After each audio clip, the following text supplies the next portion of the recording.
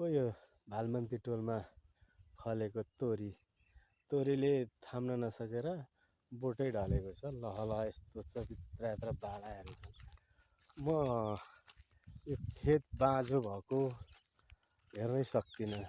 गर्दा के हुँदैन हेर्नुहोस् त, यहाँ तोरी हल्का यसलाई मैले मेहनत टाइममा के खोज्यो यसले त्यो चिन्नु पर्यो। पहिलो कुरो, सबभन्दा कुरो धावन्ती खेती भन्छन् नि, घोकन्ते विद्या धावन्ती खेती भन्छन्।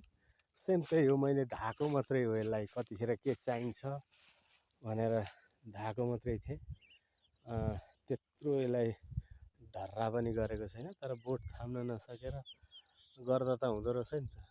बोटले थाम्न नसकेर ढलिरहेछ तोरी। लगभग 2 बिघामा यस्तो तोरी ढलेको छ लटरम्मै।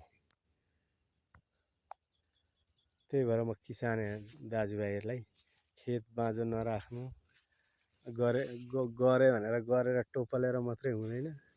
मकै लगाएको छु, त्यस्तै लहलह छ, तोरी छ, यस्तो गर्दा के हुँदैन। तर मेहनत गर्दैनन् खेत